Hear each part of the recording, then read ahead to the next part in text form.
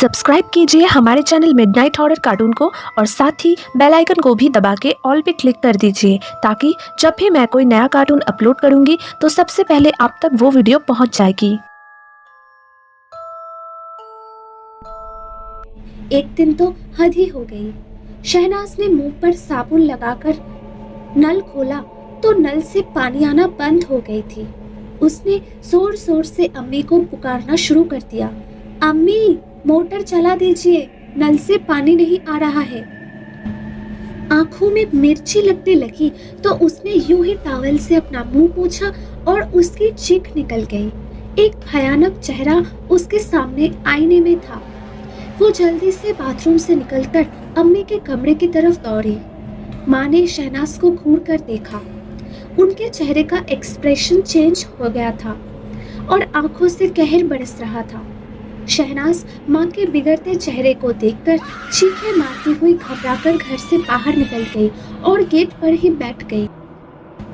कुछ देर बाद जब शहनाज के भाई और अप्पू घर वापस आए तब भाई और अप्पू को देखकर उसके जान में जान आई। ये क्या तरीका है, घर के बाहर क्यों बैठी हो? भाई ने उसको डांटना शुरू किया तो वो जवाब दिए बगैर अंदर की तरफ बढ़ गई। सामने ही अम्मी खड़ी थी। कहाँ चली गई थी तुम बेटी?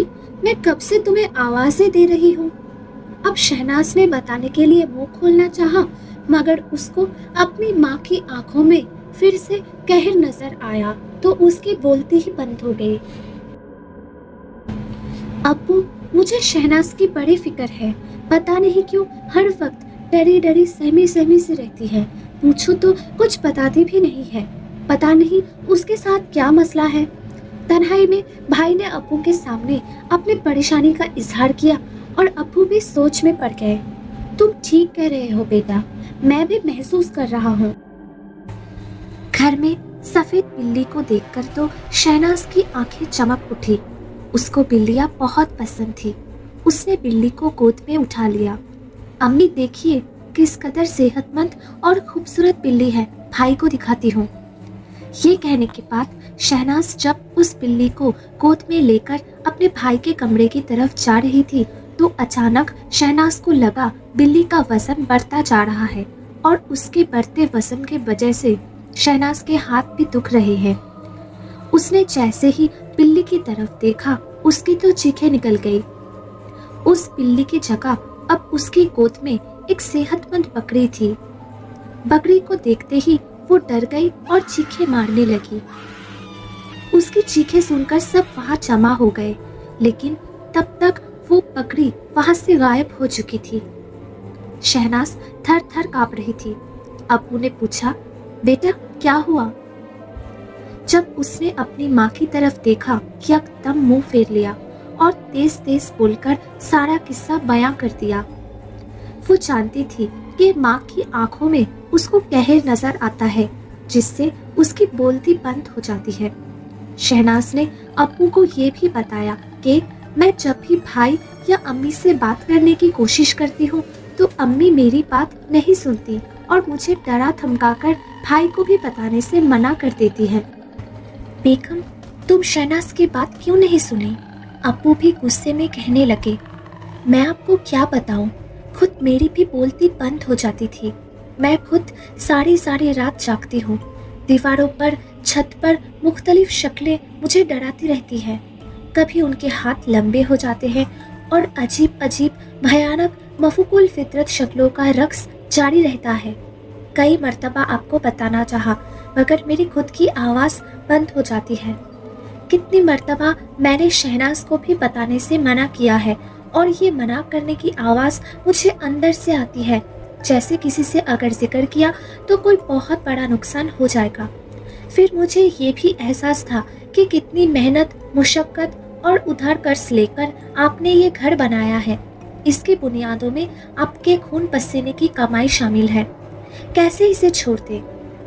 ये सुनकर शहनाज के अप्पू ने कहा, हैरत है मुझे तुम पर। इतने साल एक साथ रहने के बाद तुमने मेरे बारे में यही अंदाज़ा लगाया। अरे बेगम, तुमसे और अपनी औलादों से ज़्यादा मुझे दुनिया में कोई चीज़ अजीज़ नहीं है। इस घर को कौड़ियों के मोल में बेच भी दूँ ना तो भी सौदा महंगा नहीं। मगर मुझे दुख ये है कि दोनों माँ बेटियाँ इस परेशानी से गुजरती रही और जिक्र तक नहीं किया। यकीनन इस घर पर आसिबों का असर है। क्या वाकई अब्बू? भाई ने पूछा।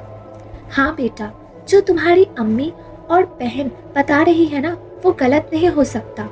कुरान शरीफ में सूरह जिन में इसका जिक्र है। हम किसी आलिम से बात करेंगे, अल्लाह की कलम की बरकत से हमें उनसे निजात मिल जाएगी। आलिमों को तो बस रहने देना अब्बू, एक से बढ़कर एक झूठे और फ्रॉड होते हैं। ऐसे आलिमों पर तो लानत है। मैं भी जानता हूँ बेटा, मगर तलाश तो करना पड़ेगा ना।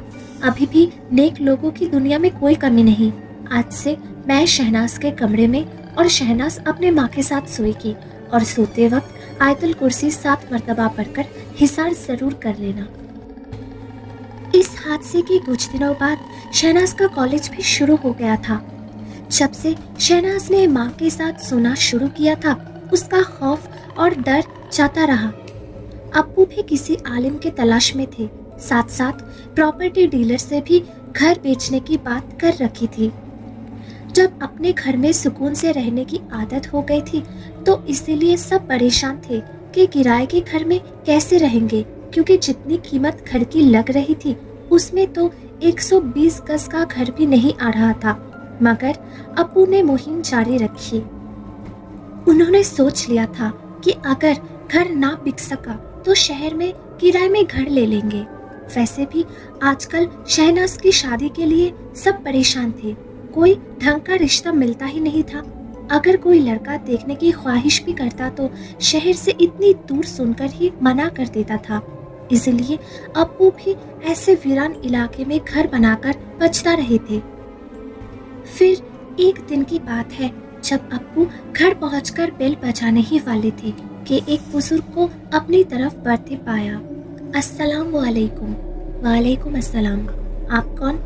मैंने पहचाना नहीं। अप्पू के लिए तो वो बिल्कुल अजनबी थे। जी, मुझे खलीलुर रहमान कहते हैं, हैदराबाद में मेरी रिहाइश है। सुना था आप मकान बेचना चाह रहे हैं, इसी सिलसिले में मैं हाजिर हुआ हूँ।